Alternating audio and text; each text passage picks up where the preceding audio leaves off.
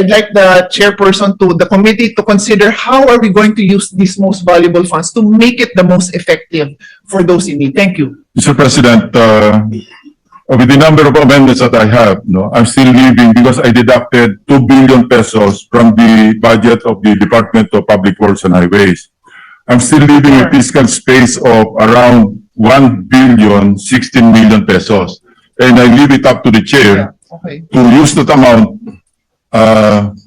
given your intervention, to augment further the budget of the tertiary education subsidy. Thank you. We appreciate But that. I leave it to the chairman, Yes. Mr. President. And at the proper time, maybe we can ask the chairman, we'll give him time to respond to this concern, because I don't see the point of letting them go through. We don't even have these courses that makagraduate ka man lang with a liberal arts 2-year program na may ganun panahon ng mga tatay natin. Wala. Magda-drop out ka lang after second year, wala kang tinapos dahil yung tulong na binigay natin hindi kumpleto. Maraming salamat, Senator Lacson.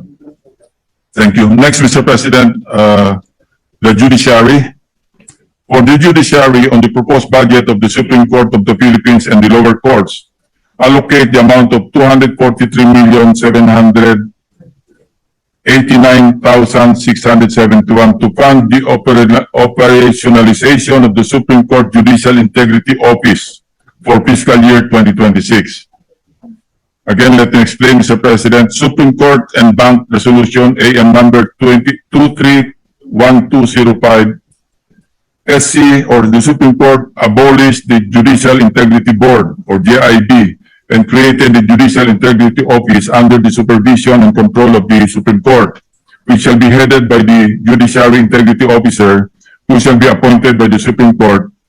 During the plenary interpellations, Mr. President, on the budget of the judiciary, the need to fund the creation of the Judicial Integrity Office was recognized, hence this proposal, Mr. President. I so move, Mr. President. Thank you, Senator Lacson. Mr. President, the amendments are deemed submitted for consideration of the body. Again, for the judiciary, increase the appropriations of the Court of Appeals by 223,664,000 pesos for the critical gaps in staffing and personal services. The Court of Appeals originally proposed 8.472 billion, but was cut significantly to 5.788 billion. We therefore propose this increase to address the critical gaps in staffing and personnel services, Mr. President. Thank you, Mr. President. The amendments are deemed submitted for consideration of the body. Next, Development Academy of the Philippines. For the budgetary support to government corporations on the appropriations of the DAP, an increase of 28,500,000 pesos is specifically to support the DAP Graduate School of Public and Development Management. Again, let me explain, Mr. President. Continuing education is crucial for improving the technical and leadership capacities of our government employees.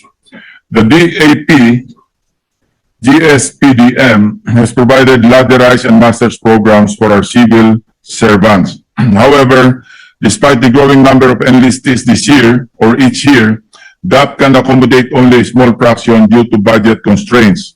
Hence, to ensure wider accessibility to continuing education and a higher return on public investment, the increase in the DAP GSPDM appropriations is proposed. I so move, Mr. President. Mr. President, the amendments are deemed submitted for consideration of the body. That's all for the individual amendments concerning the budget, Mr. President. For the special provisions, Department of Health. For the special provision on the Department of Health, amend special provision number 4 on the Quick Response Fund to clarify the appropriate utilization of the QRF.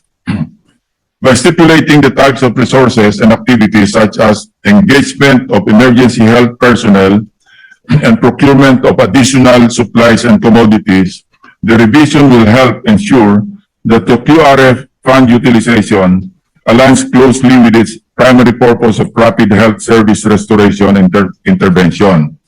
Hence, on page 1045, volume 1-A of the fiscal year 2026 GAB, after the word "of," delete the word "medical." On the same page, after the word "equipment," insert the phrase procurement of additional emergency health commodities slash supplies and other essential resources and delete the words as well as. On the same page, line 21, after the word assistance, insert the phrase including emergency engagement of health personnel to provide medical and public health services and for other operational expenses during the response phase of the emergency or disaster to ensure the rapid restoration of health services, comma, the delivery of critical health interventions, comma, and the stabilization of the health conditions, comma, and delete the words in order that the situation and living conditions of the people. On line 23, delete the word which and in lieu thereof insert the words whether this. On the same line, after the word year, delete the phrase may be normalized as quickly as possible. The amended special provision shall read as follows. Number 4, Quick Response Fund.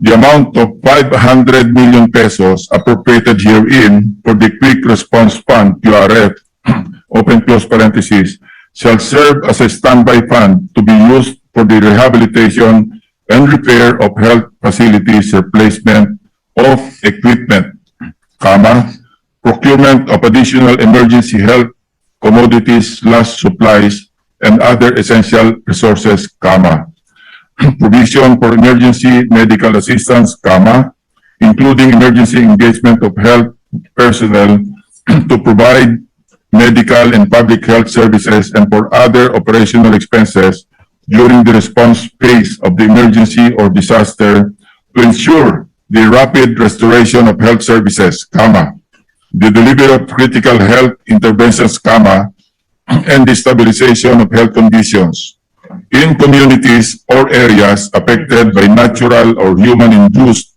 calamities, comma, epidemics, comma, crises, comma, and catastrophes, comma, whether this occurred in the last quarter of the immediately preceding year and those occurring during the period or during the current year period.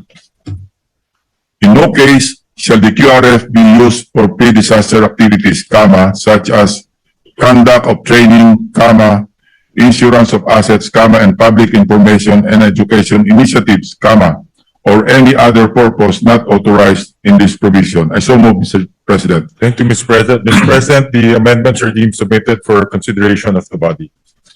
Department of Public Works and Highways, new special provision, updating of highway, bridge, and flood management design manual. For the Department of Public Works and Highways, insert a special provision on updating of highway, bridge, and flood management design manuals, by ensuring that the design manuals for key infrastructure are updated and consultative. We can foster foresight, strategic, and climate start development in DPWH project implementation. To this end, on page 3, volume 1-B of the fiscal year 2026 GAB, insert a new special provision between lines and 2 to read as follows. Updating of highway, bridge, and flood management design manuals.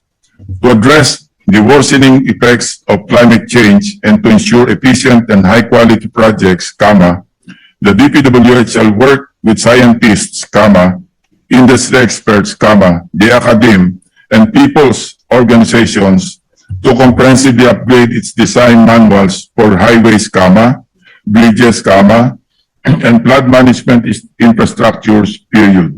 This includes integrating updated climate impact projections, nature-based solutions, comma, hydrological and geotechnical risk assessments, comma, and community-informed adaptation measures to ensure that future infrastructure projects are resilient, comma, sustainable, and responsive to local conditions.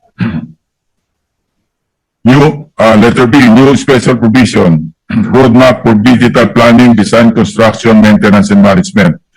Still, for the DPWH, insert a special provision on roadmap for digital planning, design, construction, maintenance, and management. Mr. President, the recent events demonstrate that the scale, complexity, and fragmented nature of infrastructure projects create the opportunity for corruption.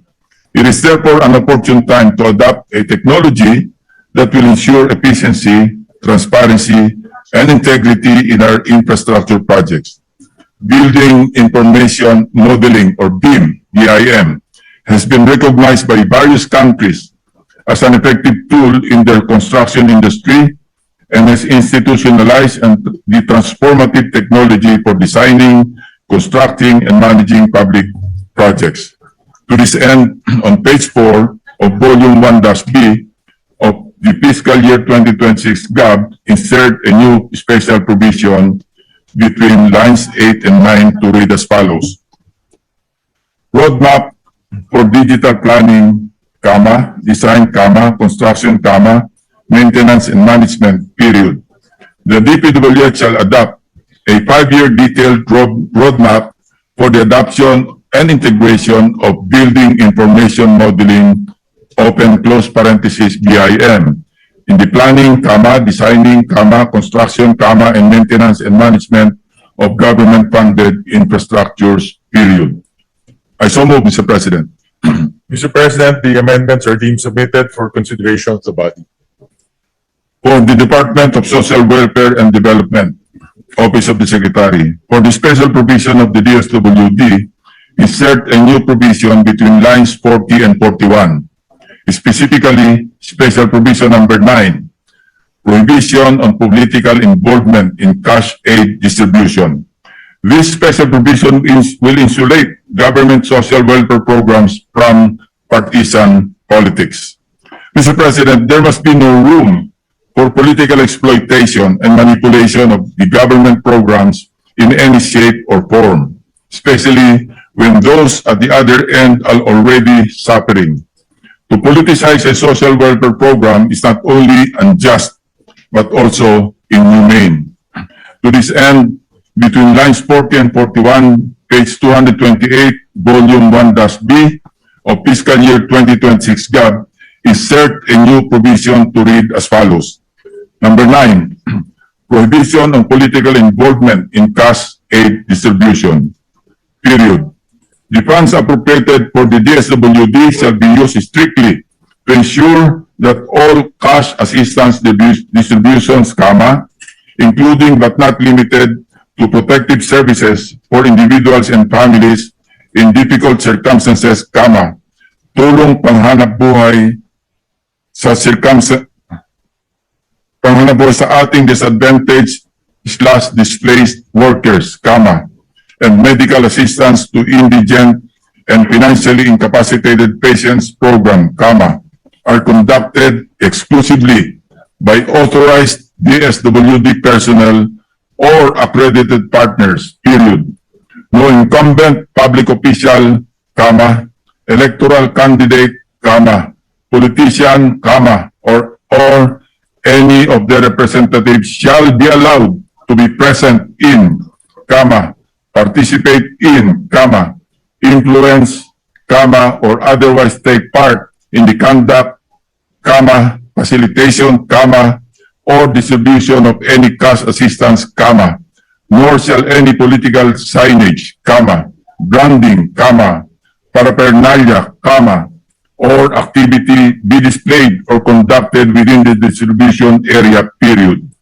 The DSWD shall establish and enforce protocols and reporting mechanisms to ensure compliance, and any DSWD personnel who permit or facilitate such political involvement shall be subject to administrative sanctions under applicable civil service rules, period. I so move, Mr. President. Mr. President, the amendments are deemed submitted for consideration of the body. Next, allocations to local government units, local government support fund. Number 1, LGSF, Disaster Rehabilitation and Reconstruction Assistance Program.